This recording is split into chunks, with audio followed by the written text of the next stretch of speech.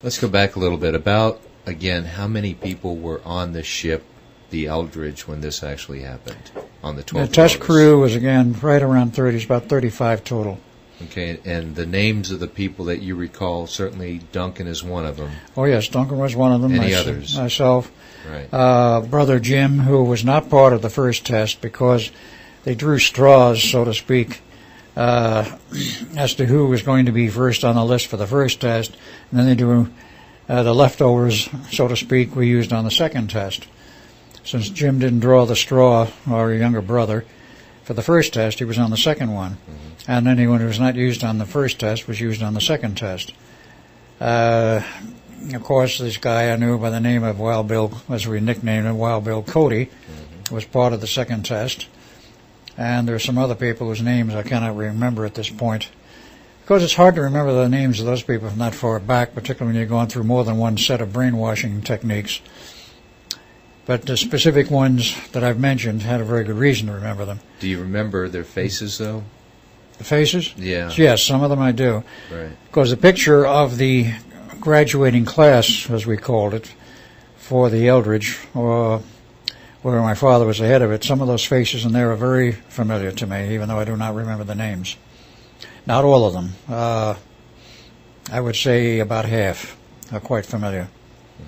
It's interesting because a lot of the technical details, you have almost, a photographic memory about those. Mm-hmm. But some of the other details, such as the name of the captain or things like that, become much more difficult to you. The captain was, of course, a temporarily assigned captain. Right. And I ran across that name once, but I do not recall it at this time.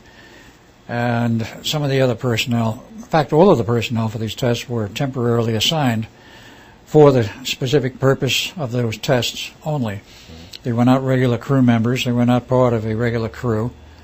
And the regular crew that would be assigned later on was not the people that were involved with these tests. Okay.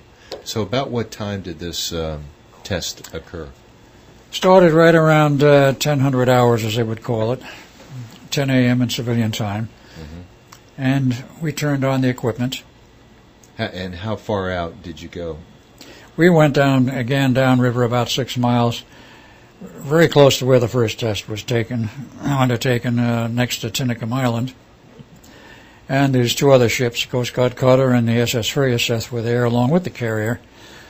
And the Furiaseth also had an observer on it, which was a man who figured in one of the earlier books, Carlos Miguelalenda. His real name was not Carlos Miguelalenda. That was a pen name. His real name was Carl Allen. Dr. Carl Allen. He had a Ph.D. in physics, and he was an officer in the Navy. And he was assigned to the Furiaseth as an observer a little further out, but not quite as far out as the carrier was. Now, why they wanted him on that ship, I don't know, but that was just part of the procedures they followed. Mm-hmm. They had quite a number of observers, and because of Carl Allen's footnotes on a book many years later, other than for that, probably his name would have been long since forgotten. But he lived on in infamy, or whatever you want to call it, because of a certain book, The Case for the UFO by Morris K. Jessup, with all of the footnotes written in there, allegedly by all one person, Carlos Miguelalenda. But this happened in 1955, not 1943. Mm-hmm. But in 43, he was a naval officer on board the Furiaseth. And as a test proceeded, and the modifying requirements by the Navy that they only wanted radar invisibility, not complete optical invisibility, relaxed the requirements slightly. But the reason they stated that they only wanted radar invisibility was because at night in a storm they would not be able to see adjacent ships in a convoy, because at that time we didn't have the long-range navigation we have now. We didn't have satellites. We didn't have all of the modern systems which you can pinpoint where a ship or car or whatever is, as long as you have the transmitter on board. So the thought was, we've got to be able to see them at night, even if it's through a fog, and some kind of a signaling device, so we can tell where the other ships are. This would not change in any respect the fact that the ships would be radar invisible, because radar is a different function than, let's say, a light system, or a light relay, or a light communication system. So the equipment was turned on. Everything seemed to be working insofar as the observers on the three ships were concerned for about 70 seconds. You could see the ship through a greenish haze, but you could not see it on radars, totally blank, which is what they wanted. Then there was a blinding flash of light of some kind, and the ship disappeared. The waterline disappeared, and it was just plain bay water. No hole, if you will, where the ship should be. Like the last experiment had. Like the first one had. Yeah, right. And with that, of course, there was panic on the carrier, and they tried to raise it by radio. They could not. You couldn't get any radio communications, whatever. And I'm sure that some hair was pulled out. That may have been where some of John von Neumann's hair disappeared. And about 4 hours later, the ship returns to the same spot from which it had departed, with noting from the decks of the carrier and the binoculars that there were some strange changes. Part of the very high antenna system, which was on top of the main antenna mast, for establishing the rotating the electric field as part of the EM field, was missing. There was pandemonium on the ship. It looked like there was superficial damage to the ship at certain locations, but they couldn't be sure. So they couldn't raise anyone on the radio, of course. So, the boarding party. While it was invisible, they couldn't get anyone. They couldn't raise anyone after it was back. Oh, really? And that's when they said, we've got to send a boarding party out. Okay. So they sent the boarding party. It boarded the ship with two-way radios, I believe 4 in the boarding party.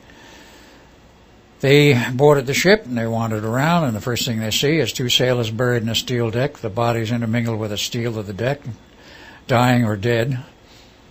And they find 2 more upright in the bulkhead further forward from where they had boarded. They were essentially dead. 5th man was still quite alive. He had his hand buried in the bulkhead. So the medical officers, I'm not sure, but I think they left him in that position until they got the ship back in the yard, then brought the medical officers aboard, removed his hand, and then gave an artificial hand later. He was the only one of those 5 so positioned that lived. They also found pandemonium on the deck, so those sailors who had been stationed on the deck, and certain ones were fading in and out of visibility, like they were just like a mirage, disappearing and then coming back. And like so many of our sci-fi movies today have such excellent special effects, to have a person disappear and then come back. This is what was actually going on the Eldridge.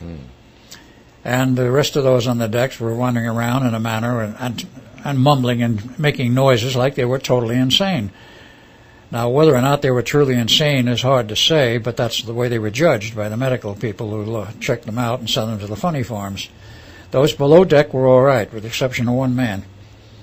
They were not affected because the fields will not penetrate that much steel. They might have had a problem if this was a current design ship, i.e. where they use an aluminum hull. They use steel armor plate where it's needed, but the rest of the ship is aluminum because it's much lighter and faster that way. But don't they have a wood deck, though? Some of them do have a wood deck. How about the Eldridge? As I recall, it did not. I'm not positive at that point at this moment. Because I do not recall a wood deck on that ship. I know the battleship we were on earlier definitely had a wood deck. So the boarding party reported back what was going on. They said, we'll send another boarding party because we can't find anybody, even in the conning tower.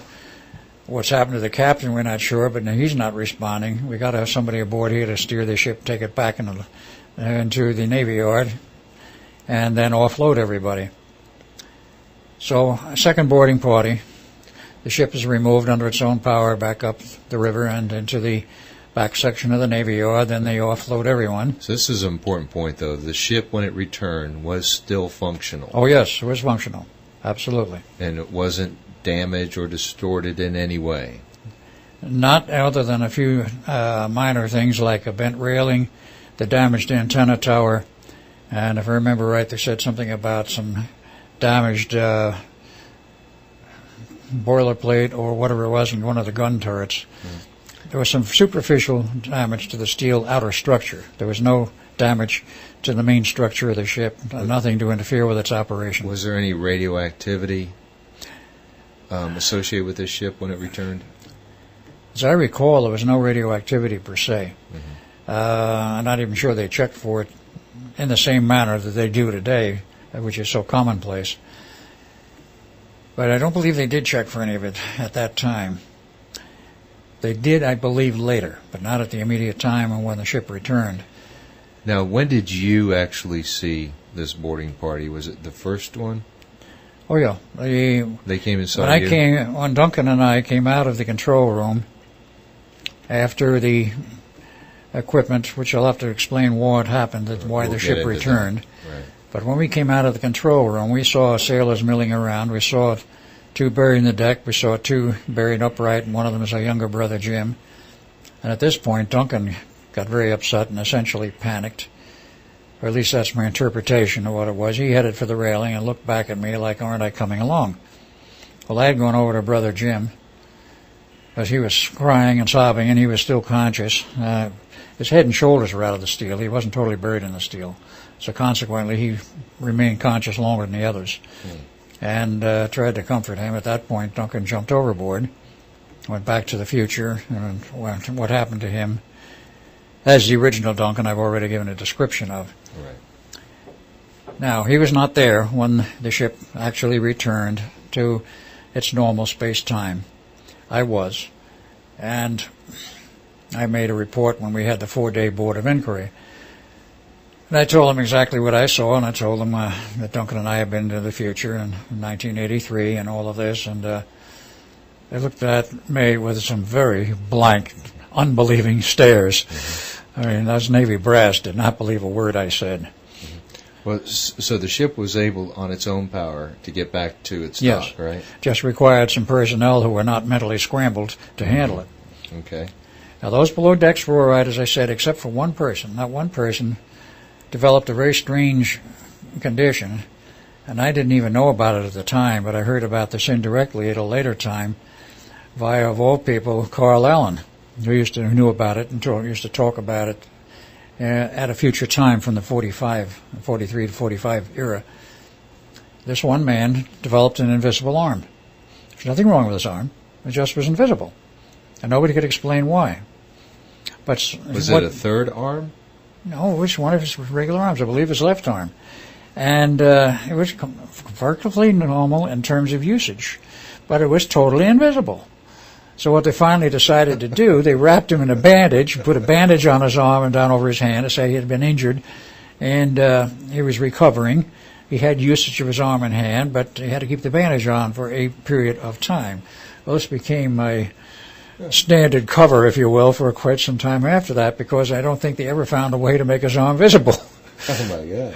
Rather a strange malady. That's something new. I've not heard that part of the story yet. I didn't hear that for a long time. I didn't know about it for a long time afterwards. But in any case, those who were on deck, they had a problem because some of them seemed to be insane. Some babbled about ETs. I didn't believe it. And I did not believe about it until I had the paperwork in my hands from Oscar Schneider after he died.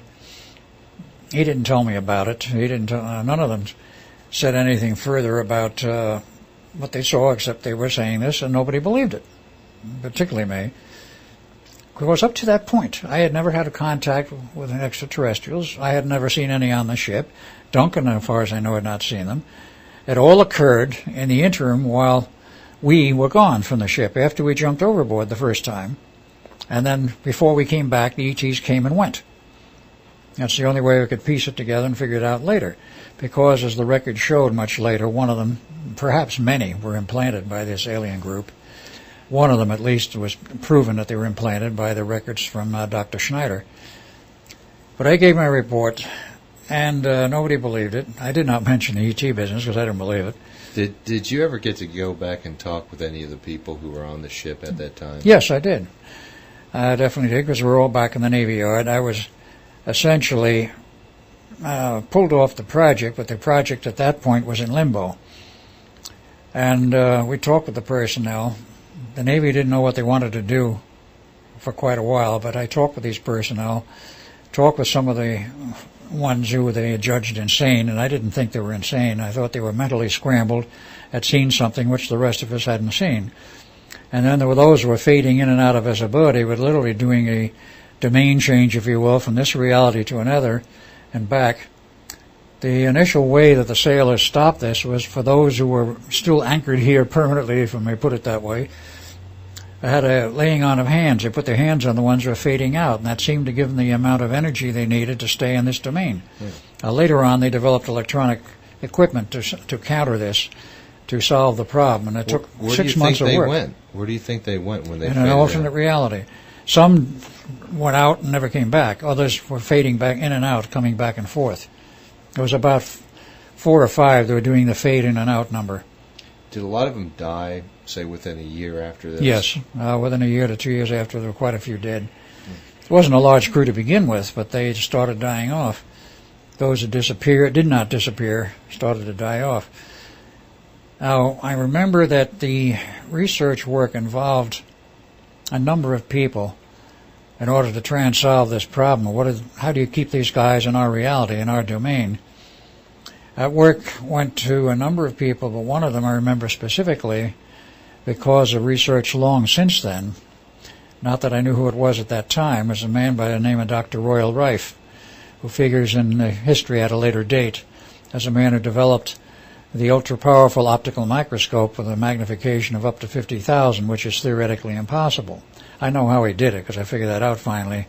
It used a technique which was not thought of at that time, but it is valid. It's not direct optical observation, but that's another point. It was optical, but he didn't use a direct view system. He used a rather modified technique. He was also in electronics, and he was involved with a number of things, and I was told, and finally did find out, that a lot of the files regarding what happened to the Philadelphia experiment was in Royal Rife's hands because he worked on the project directly. They pulled in a lot of people. Anyone who they thought might be an expert and could understand what was happening to these sailors, come in and try and solve this problem, see if you can design some hardware which would keep them stable. They did. It took about 6 months, but they did finally design some stabilizing hardware, which Royal Rife was part of. And what basically they were doing was a little black box, if you will, that you put on the guy's belt. This thing would be turned on, and it radiated some kind of a field which kept the guy stable. I do not understand the mechanism in terms of what electromagnetics they were using, in terms of what was the biological problem, beyond biology, but what was the actual nature of the problem that they were fading in and out of reality. So did you, as Ed Cameron, though, have to wear that box? No, I did not, because I was not affected that way. Only the people above the deck, right? Only the people who are above the deck who were directly exposed to the radiations of the hardware, namely the RF fields from the antenna and the electromagnetic, or the magnetic fields per se from the coils, which included some electromagnetic component, but basically a magnetic field. The combined effect of those two fields for a couple of hours. How many hours is hard to say, because in terms of 1943 time was about 4 hours. In terms of elapsed time for the Eldridge being gone into hyperspace, and the time which Duncan and I spent in 1983, it was approximately 12 hours. Time is flexible, it is not linear, and it can be, shall we say, bent. And under the circumstances of the hyperspace field, it was bent. How long that ship was really in hyperspace is anyone's guess, because you could not measure with a clock. And therefore, those guys were exposed to those fields for quite a long time, and it was almost lethal. Today we know this sort of thing. At that time it was unknown. Only Tesla suspected it, and he suspected quite correctly what the problems might be. So I gave my report. And so I guess they were wondering, where in the hell is Duncan? Yes, I told them that Duncan jumped back overboard and disappeared, and I said, I suspect he went back to the future. That's all I could tell him. Yeah. I didn't know where he went, but that was the obvious and logical conclusion because of what happened the first time. Were there any other sailors missing? There was a total of about 6 missing. We know of 5 that were missing totally, jumped overboard, and they disappeared. Now, why Duncan and I survived the overboard bit is something you can probably spend a lot of time on arguing and never come up with an answer. Our survival apparently was arranged by someone and was for a purpose. The other guys who jumped overboard were not supposed to jump overboard, and whoever was looking out for us didn't look out for them, and they evaporated. Did they jump overboard after you two jumped overboard? Yes. Maybe in a sense following you, right? They jumped overboard after let us say, the pressure of the field effects that they were being exposed to, and the effects on their minds got to be too much.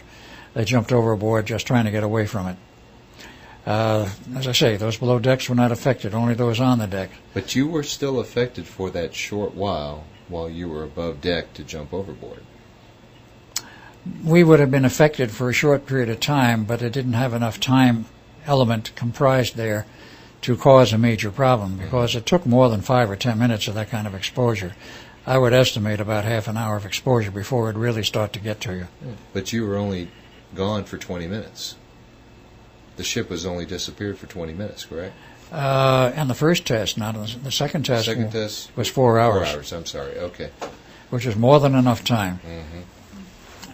We were in the control room until we came out of there, perhaps for 10 minutes, if that much. And then we came out on the deck, and we immediately headed overboard. Well, should we now move to your perspective, as you and Duncan are now in the Yes. control room? Okay. Okay, let's take it from the point where you switch on the equipment, and then what happened from your perspective? As we switched on the equipment, at first everything functioned in the normal manner, the way I expected it to. And all of the meters, if you will, gave normal readings. And we were there about 30 seconds into the test when we realized something wasn't quite right. And the reason we realized something wasn't quite right was because all these huge banks of electron tubes. See, the field coils of the two alternators were driven by banks of 6L6 tubes. They had to be modulated in a special way, plus the normal drive signals to make the alternator do what it was supposed to do, plus modulate the output signal, required a lot of amplifiers, and it actually took 300 6L6s to drive each one of those coils on each alternator. There were 5 field coils on each alternator. So literally 10 field coils, 300 tubes for each. That's 3,000 6L6 tubes. That's a lot of 6L6 tubes, all glass versions. And that's a lot of heat as well. And that's a lot of heat. And they were not only in our control room, they were in an adjacent room. And as we were looking at this casually, we were seeing something happen which doesn't happen normally, unless you have an enormous fluctuation in the supply, the heater supply to the heaters. They started to dim and get brighter and get dim and get brighter, and I said, what the Hades is going on here? And then we started to notice something else in the control room. We were starting to get what looked like high voltage arc overs. And there was no high voltage equipment in the control room. There was elsewhere, but not there. And we're seeing this arcing, jumping of what appeared to be high voltage electricity across the space in the control room. In retrospect, we can look at this and say this was not high voltage as we know it. This was etheric energy that was arcing over because of the stress of the hyperspace field. It was producing some very weird results. And they started to show up in the control room. We didn't know what it was. And about how much time into the experiment did this show up? In terms of... From when you turned it on? When we turned the equipment on and we knew everything was functional, about 30 seconds. Oh, quickly. 30 to 40 seconds. At the time when we knew the equipment was fully on and everything was operational, it was about 30 seconds. And we tried, after we looked at this, and we couldn't determine what's going on, we decided, as we were given the prerogatives to decide, if something's wrong, it's up to us to decide. Do we turn the equipment off? Do we make adjustments? Or what? We decided to turn it off, because we figured there's something erratic here, very heavily wrong. So we went to turn off the AC controls and all of the AC power drives and everything else. Nothing could be turned off. All of the control handles, knobs, what have you, were frozen. We knew then something was very definitely wrong. We had no idea what. And at this point, we decided there's nothing we can do out of here. So we opened the bulkhead door, went out on deck, saw sailors milling around. None were frozen in the deck at this point. Nothing looked abnormal except for the fact that the sailors were moving around in a very strange, haphazard, and, shall we say, nervous manner. Now, how far into the experiment was it before you actually went aboard deck? About 2 minutes. That's all? 2 to 3 minutes. We had no idea that the ship had already gone into hyperspace. The only thing we saw when we went out on deck was you could not see the horizon, you could not see adjacent land. All you could see was a gray fog, which was just a little bit beyond the railing of the ship. On the deck, you could see quite clearly, and there were the sailors milling about, and we decided, there's nothing we can do here. Let's get out of here. We don't know what's going on. We will jump overboard and swim ashore. We were both excellent swimmers, and we figured at that point it was about, at maximum, half an hour to shore. Half a mile to shore, and it was not a long swim for us. Let's jump overboard. So we both did. And that is the point where things got very strange. Mm-hmm. We did not hit the water. There was no water. We just started to fall. The feeling was like you were falling down an elevator shaft with no bottom. And we just kept falling and falling and falling and falling. And what is this? What were you thinking at that time? We weren't thinking, I can assure you. We were in a state of panic, virtually. Yeah. And could you see him, though, as you were going down? Yes. Or did you feel alone? No, I could see Duncan hazily. And see, then the whole sequence of what happened from that point on became very, very bizarre, because we came out of this sort of hazy area where we were falling through it, but I could barely see him, but he was there fairly close to me. We could see each other. Suddenly, we came out of this hazy area into a brightly lit area with what appeared to be fluffy clouds, and here we are going through, we don't know where, in what was open sky.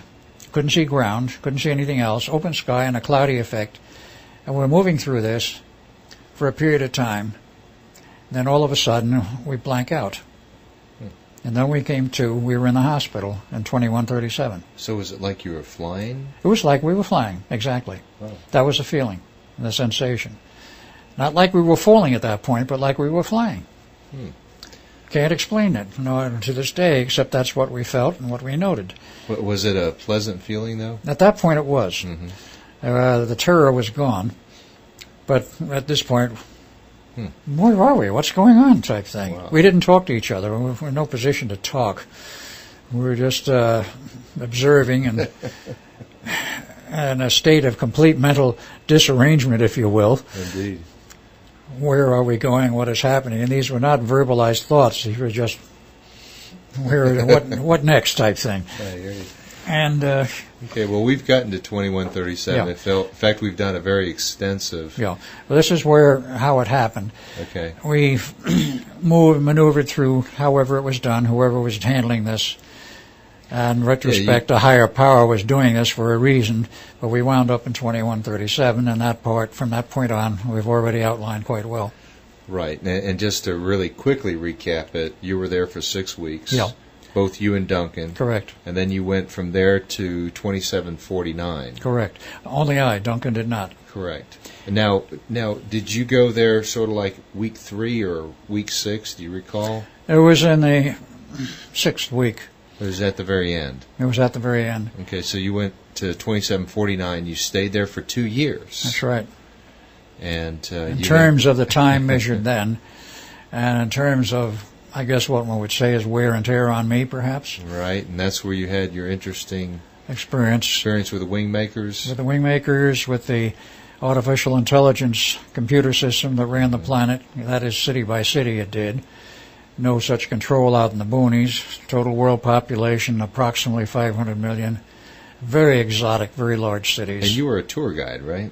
I became a tour guide along with a friend I met there who I guess got me into it. See, that's strange, because how would you had the experience to be a tour guide? I didn't. He broke me into it. They were looking for people, as there was always apparently employment open, where nobody was paid for anything. It was a sort of credit system. Okay, hey, I need a tour guide, you're in. Yeah. They look at you, say, you think you can handle it? Well, yeah, I've had a little instruction from my friend here. Okay, you're a tour guide. And all these cities had anti-gravity? The floating ones had anti-gravity drives. The ones that were based on the ground probably had anti-gravity platforms also, because some of them were very tall. Did you ever go to those? I went through, toured a couple of them, but I don't recall too clearly any of the other cities, except at a certain point I started asking too many questions like, all right, this synthetic intelligence system is running each city. It didn't create itself. Who built these? That's, of course, when I was introduced to the wingmakers. Now, of all these 2 years, do you remember the names of anybody that you knew over there? Only one, and I only know him and his name that he has used in the present era, and that I will leave out because he was a man very high up in the military with a very high clearance and doesn't want his name used. So Today? Today, yes. Oh, I'll leave that out. Other than I knew him there, and I knew him now. Mm-hmm. In fact, he told me when I first met him, he says, you met me in the 28th century. It was the first time we met. And I said, no, that was you. Oh, he told you that? Huh. He did. Wow. Do you recall, however, were the names different, like Mike and Joe? Oh, yeah. People had regular names, normal regular names. names. Like not they have different now. Names. Okay.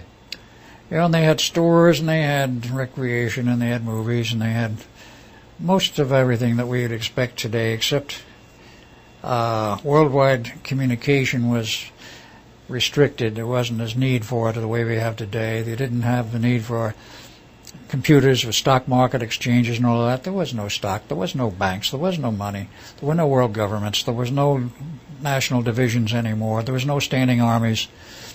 It simplified things quite a bit. The sounds like heaven. Closest thing you'd ever come to it, and I think after a while it got to the point where people were bored. It was, well, yeah, that's true. No worries, right? Yeah, there were no worries. Okay, so let's go all the way to the end. Here you are. You had your 2-year experience there, which we have covered in other interviews. Right. How'd you get to the point where you left? Did you just... I got to the point where I left because I was told I had to. Okay. I said, I don't want to go back. I want to stay here. Was it the wingmakers told you? Who told Basically, it wasn't the wingmakers so much that told me I had to go back. It was the synthetic intelligence computer in the one city I was sort of stationed in. And they said, you got to go back. There's a mess you have to straighten out in the past. I says, what mess? They wouldn't really tell me. Did you have memories? Did you know what had actually happened? At that point, I did not. You just thought no, you when had I always arrived, been there. When I arrived in 2149, memories prior to that were erased. 2749. And 2749. Memories prior to that were erased, and it was like I had always been there. After a while, I realized that I didn't exactly belong there. Something was strange. Something was wrong. And I asked many questions, in which I got usually no answers. One of them was, my friend, the tour guide, who I got very, very friendly to and quite close to. I asked him, don't I know him from somewhere else? And the flat answer was no, which was a lie. But nevertheless, that was the answer. Where'd you know him from? He was the same guy that died on the Philadelphia experiment. The guy known as Bill Cody. I've been able to trace his history since. It's a long and bizarre history, but he wound up from the Eldridge in the 28th century. And eventually I wound up there. And he took me all over and got me involved as a tour guide, and apartments, housing, whatever, was rather plentiful and readily available. And if you didn't like living in the cities, you could go out and make it on your own in the back country as a hermit or a farmer or whatever. There were farms, but most farms were contained within certain city limits because the farms were contained. They didn't need the giant farms like we have today. The farming was contained, it was very well controlled, well irrigated, well nurtured, and so forth. Was it still a small population? 500 million max for the world, and in the United States, or what that territory I was in, which would have been part of the U.S., let's say for all of North America, which would include what was once Canada, from questions I asked, there was actually less than 100 million. It was more population in North America than almost anywhere else in the world at that time. So the principal concentration was still in North America. Okay. So this computer basically said there's a mess in the past which you need to be sent to. You have to go back to and straighten out. You need to go back and straighten out. I don't want to go back. You have to go back. I kept insisting, I want to stay here. I said, you can't. I said, what do I have to go back to? You have to go back. It wouldn't give me a direct answer. So eventually I was sent back without my knowledge of how it was done or my say-so or my approval. I was just sent back, and I was sent back completely intact, of course, in terms of health, to 2137 to the hospital to meet with Duncan.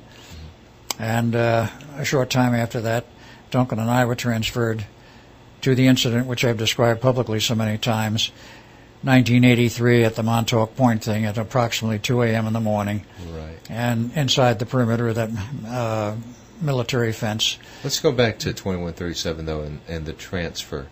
How did that happen? Was it just sort of a blink of the eyes, or was there a one there was of those probably holes? Equipment involved, but I can only say probably because I have no recall of it. Remember. And what transpired in the last hours and minutes with Duncan and I there before we were transferred, I'm sure there was more to it than I remember, and what I remember of it is very blank. And it was then, as we went back to 1983, when we arrived at 1983, suddenly all our memories of the Philadelphia experiment and what we had just gone through were back, with largely a blank out of the 2137 and the 28th century phenomena. That did come back to some extent, but it came back later. And of course, in terms of Al Bielek, it took a long time to get that back. But that was largely blanked out, but not totally blanked out. A little of it came filtering through after the sequence of returning to the Eldridge, destroying the equipment, because what they gave us instructions, of course, as I've covered from Neumann, destroy the equipment, whatever you have to do to shut it off. Let's go back now to Montauk, because that's where you landed. Right. Right. Both you and your brother landed there. Right. And you said there's a helicopter. Helicopter overhead with a blinding searchlight. Right. And okay, so they took you down in the underground caverns? They took us in the underground part of Montauk, which had been built as part of Montauk specifically. In other words, they didn't go into a cavern section. We went into a artificially built section, which was where much of the work was done. A little lower was the caverns. We didn't go that far down. So they were expecting you? Neumann was expecting us because of the records from my report to him in 1943 of what had happened, that I'd gone into the future, and had been at the 1983 end of it. I told him all of that. He didn't really believe me, but he sort of half believed me. But he said later, we're going to have to do something to prove this. But he had the records of what final report he wrote, so he knew what was probably going to happen.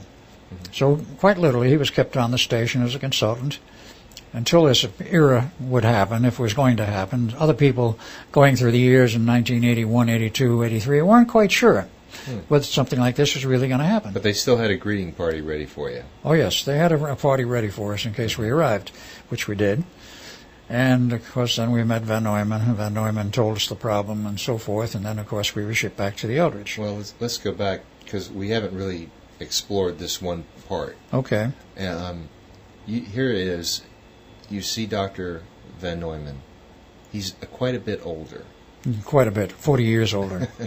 Than when you left. Yes. What was the shock that you experienced, and when here he is, you see him? At first, I would say at first there was no shock because we didn't recognize him. And when he said, I am Dr. John Van Neumann, the same one you knew in 1943, except I'm 40 years older, and you're at Montauk, Long Island, we didn't believe him. We told him. He says, you can't be. And he said, I am, and he was insistent on it. And he says, never mind, come with me. So he gave us the cook's tour of the underground, or the computers, and all of the various electronic systems, none of which existed in 43. And we were, shall we say, ogle-eyed at this stuff. And computers, people were talking about computers in 1943, and that's all they were doing, about what was going to happen after the war. We were going to have to do some entirely new computing techniques. They did have the analog computer at Harvard functional in 1943. They had some other calculating devices which were at the University of Pennsylvania in Philadelphia, which were not computers, but they were calculators, very large electronic calculators, and they knew the day was coming for a computer which could do the computations automatically, but it was not there yet. But then we were confronted with it in 1983. And we see all these computers, and Were What's these this? IBM computers? Yes, IBM 360s and 370s, plus the hard drives, plus the tape drives, plus everything else. And one of them even had a couple of card readers there. And all of the associated hardware feeding those computers, other computers feeding them, and of course the graphic displays they used. And of course, after we got through all of that and some of the modern electronic equipment, a tour of the basement. See, that's the interesting thing about that is that was the present state of technology At for 1983. everybody. Yeah, 1983, because I know IBM had just, I think, 84 announced the successor, which was the 4300 series. Yeah, it came just a little later. But you would think that they would have had perhaps even more advanced technology there. They than what you apparently could buy. didn't. Apparently they didn't in '83. An independent group had already split off from IBM, was working on the Cray computer that became a separate corporation, of course, very large. Seymour Cray did that, right? Yeah, and he was originally, I believe, an IBM employee, and his whole group that went with him. Mm-hmm. And they did have a Cray 1 installed at Montauk prior to '83. I think about 78, 79. That was the first of a long series. The Cray 2 didn't come along until after '83, as I remember. We did not have a Cray 2 on board. If we'd had a Cray 5 available, they wouldn't have had a problem. But we didn't. Okay, so They you're. showed Did us they keep all you of in a this. room? Did they keep you in a room for a while though? They kept us in that room for a while, and we sort of looked at the equipment and so forth. Then they took us out to see other electronic equipment. They showed us. They did not show, if I remember correctly, they didn't show us the tunnel, not at first. They did later. I mean, in the first tour, there was a second tour later. But in the first tour, they didn't show us the tunnel, but they showed us some of the hardware that went along with generating the tunnel. Some of the very high-powered equipment in the basement, as it were, the huge transformer, the huge amplitrons, and a lot of the other heavy equipment. Al, why do you switching think? gear. Why do you think they gave you the Cook's tour? To convince us, I believe, that we were in 1983 and not in 1943, and it was not a trick, and not an illusion. Okay, and why was it important to convince you? I suppose one could take a number of tacks on that. They had to convince us that it was real and not illusion, so that we wouldn't think we're in some kind of a nightmare or a dream, and say, "Oh no, this isn't real." And refused to cooperate any further because they needed our cooperation desperately. Okay. So eventually we were convinced, but the thing that finally convinced us was sitting down in front of large screen color TV, which of course did not exist in '43. All we had is 10-inch black and white at that time. And there were other larger experimental systems, but no color. And here we were watching color TV, and everything from the Man in the Moon to the Cold War to freeway traffic and jams in the big cities, and the status of the Cold War. Cold War, what's that? Well, we listened and watched, and we said, this doesn't fit like anything we know. And then, of course, the commercials. And the commercials are what really did it. Particularly the one, which I still think was American Airlines. It could have been any one of them. Announcing, or throwing it out into the audience, as they do in some of these commercials, on your next vacation trip to Hawaii, why not fly with us on our 747 jet? And then, of course, they show a picture of a 747 jet in flight. We look at this thing and say, huh? What's that? I can see your jaws dropping. Because, obviously, 747 jets or anything like it didn't exist in '43. That's right. The Germans had jets for the military, which they had just barely put into production, though the production versions of the Me-263, I think it was. Then there was the rocket plane, which was yet to appear in '43. But the Germans had early jets, but we had no commercial jets of any kind in 1943. No one did. So here we are suddenly introduced to a world of commercial jets. So we look at each other and says, it looks like the old man is telling it straight. So we went down to his office, looked him up, and said, okay, gentlemen, are you convinced? I said, yeah, I guess we are. He says, well, we've got a problem, and we need your help. I said, okay, what's that? He says, well, as you probably gather from by now, the Eldridge was pulled out of its normal space-time location by interlocking with the Montauk project, and it's in hyperspace. And it's an artificial area, and this hyperspace bubble that it's generating is getting bigger all the time, and we don't know how large it's going to get. We don't know how long the equipment will stay on. It says theoretically it could run for 30 days until the fuel runs out on the diesels. But if nothing breaks down, it can run that long, and this bubble might get big enough to engulf the whole planet. It says, you've got to go back and shut the equipment off. I says, oh, great. And it's, how are we supposed to get back there? We don't even know how we got here. Yeah, it's interesting, though. Was it important that you and Duncan both Yes, go it was back? important that we both go back. They couldn't just send somebody else? No, it had to be us. And we didn't understand the reasoning at that point. I think von Neumann knew the reason very well. Mm-hmm. We were already part of a time loop, and we had to close it. Okay. So I said, well, how are we going to get there? He says, that's no problem. Montauk here, with the equipment we have complete control and mastery over space and time. We can send you any place we want at any time we want.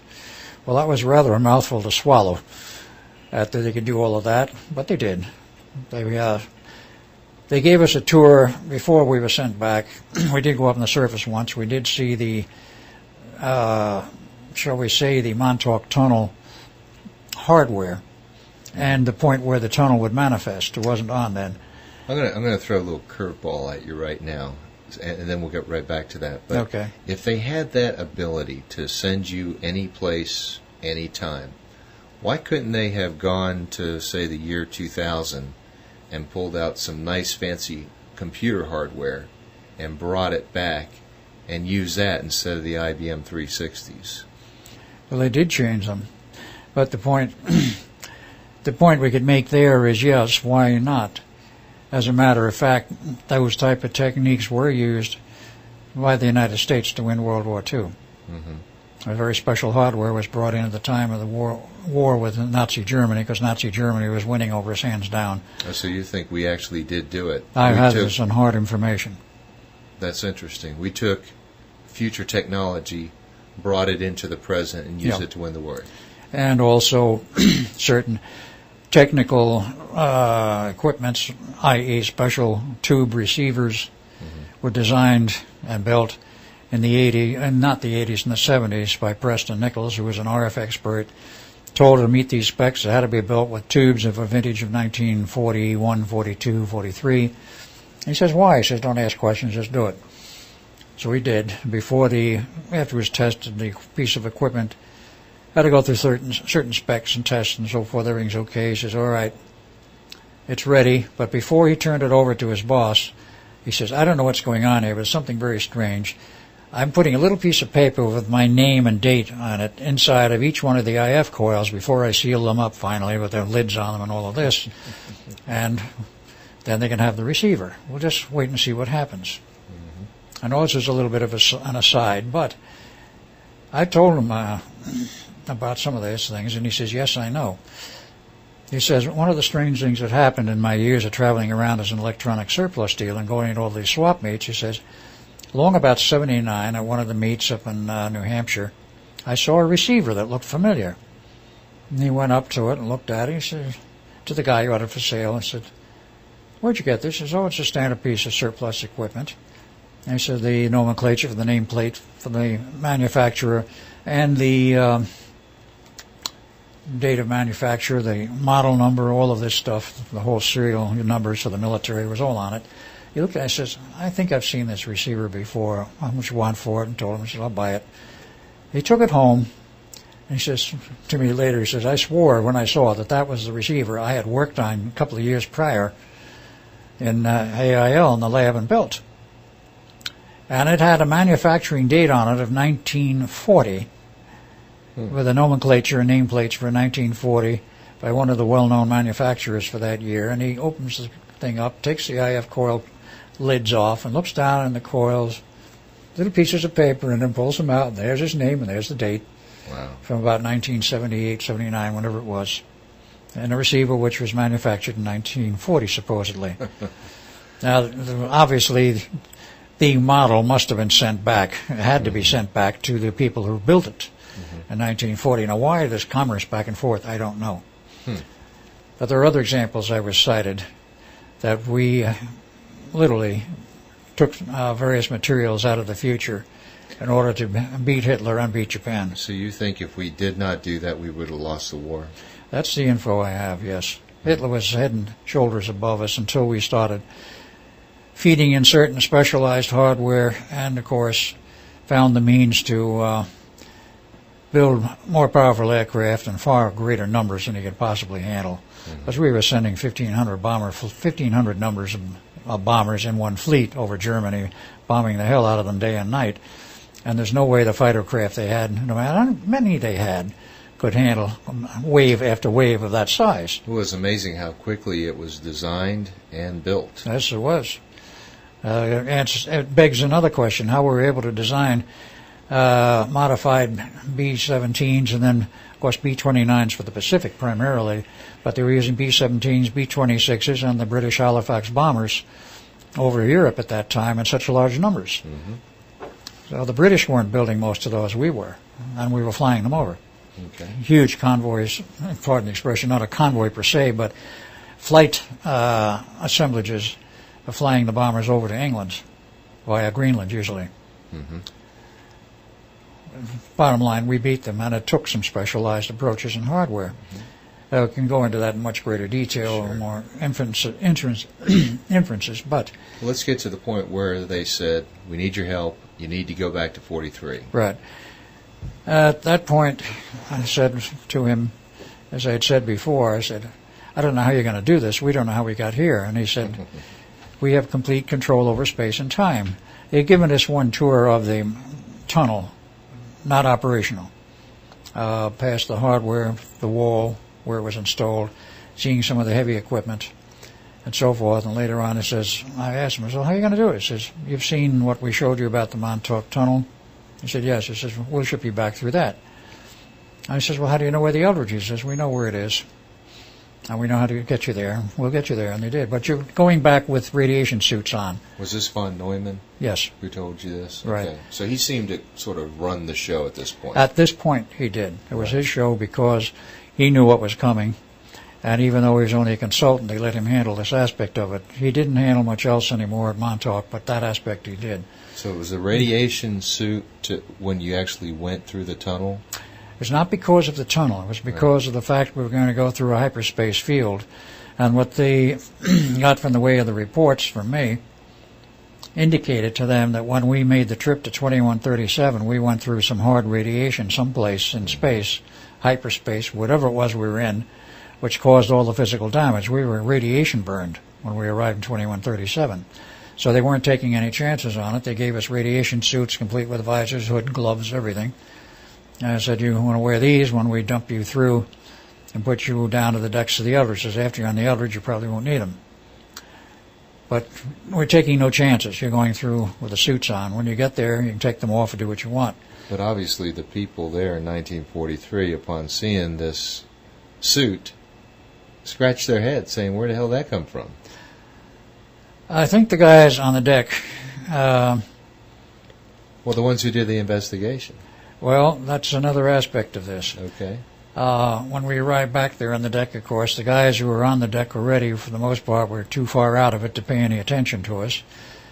So, literally, we took off our visors and left our gloves on, found axes, and started smashing equipment, primarily the banks of 6L6s to cut the drive to the two huge alternators, because we knew if you killed that, the magnetic fields would go down, and then the whole support system for the field would collapse.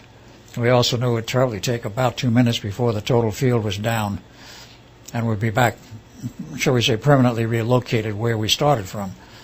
It was during that 2-minute gap after the generators were winding down, and when everything cleared up, that we saw the sailors in the deck, the two in the bulkhead, the fifth man, and Duncan decides to go jump overboard.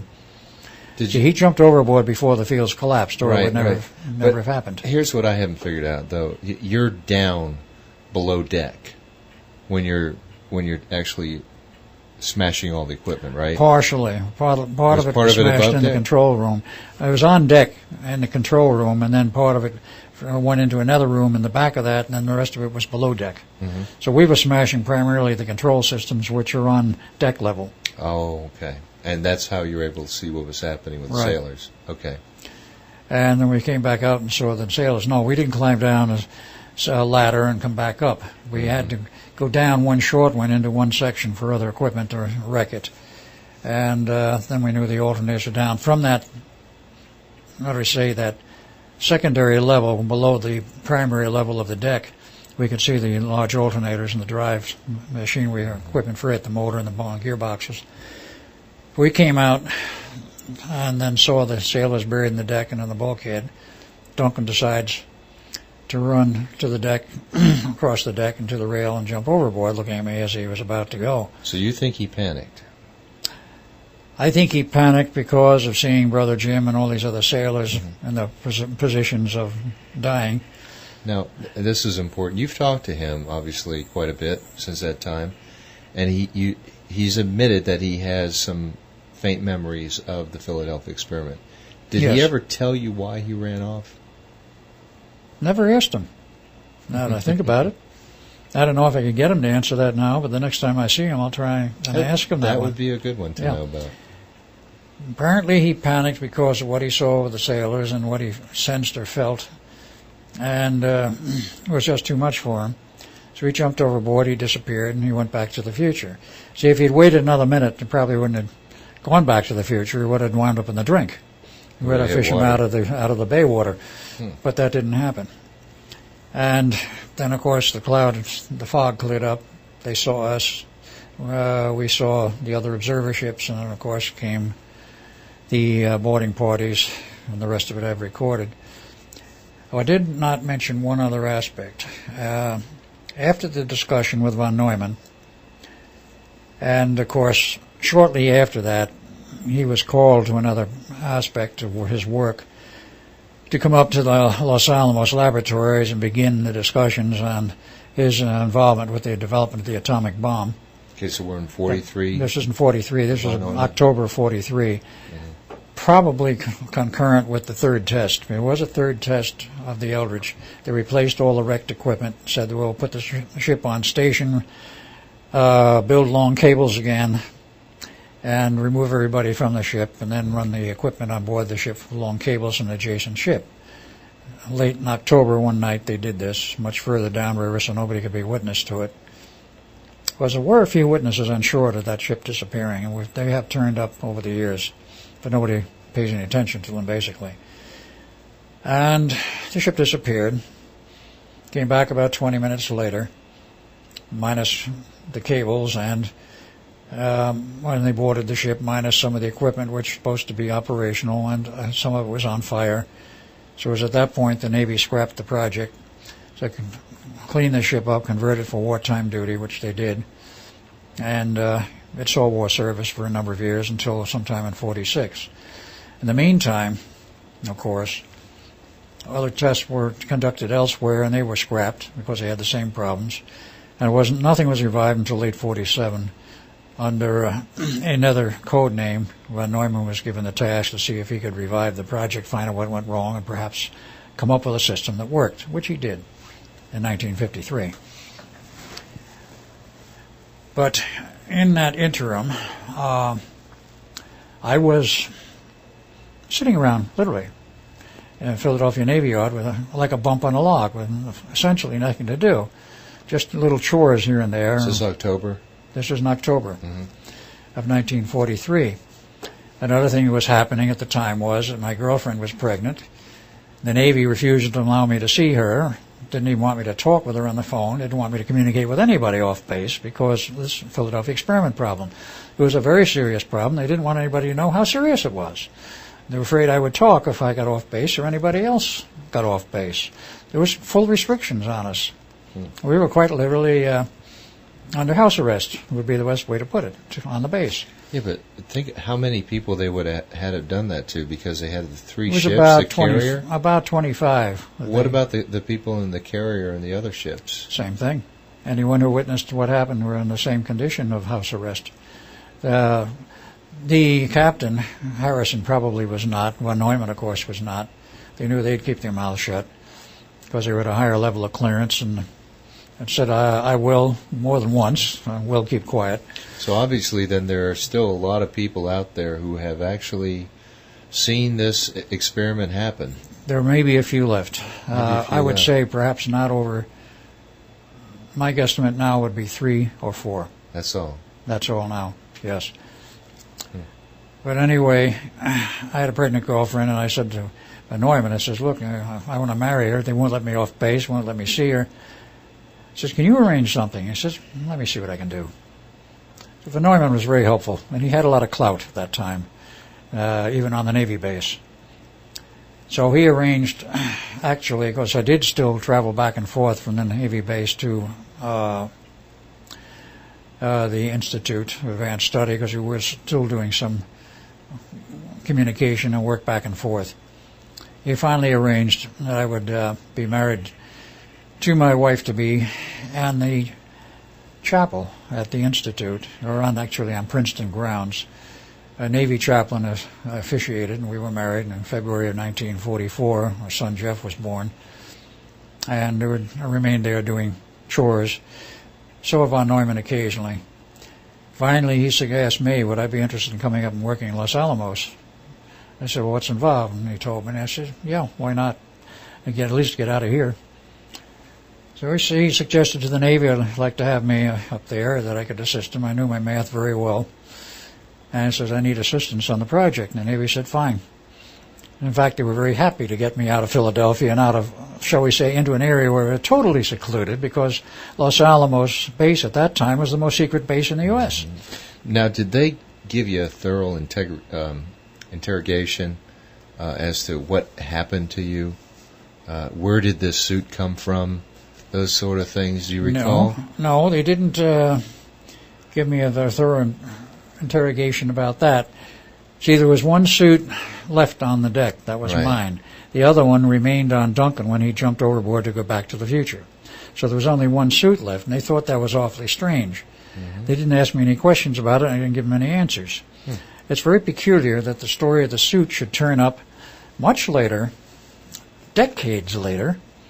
I'm not in a position to say who became involved with this. There was a very close friend of mine here in the Atlanta area who, at some time in his career in the past, working with the government, at one of the meetings, was called in, and sitting on the table was a spacesuit, or what appeared to be a spacesuit with a visor and everything else, exactly like I've described it. And they asked him, what do you know about this suit? And he looked at it and he says, not a damn thing. What is it? He says, well, it's a radiation-proof suit and so forth. Do you know anything about it? No, I don't. He found out later it was the one that came from the deck of the Eldridge. How in the world did he get that? He was in very high-level clearance at that time, and he was doing work for our special agencies within the government. And why he was queried on it, I have no idea. He doesn't either. But apparently they were asking everybody for ideas, whatever the motivation was. Don't know. But in any case, I went to Los Alamos and was there from July 44 with family and to July 4th, sometime in July 44 to July 4th of 1947. I uncovered a lot of things in the Black Vault, which I was given after the war was over full access to, because the Navy wanted me to write a classified report dealing with the development of the atomic bomb, and I had access to everything that was in their vault, which included the German records of their work on developing a bomb, where theirs came from. So you knew all the key people? I knew all the key people. Wow. Including Oppenheimer quite well.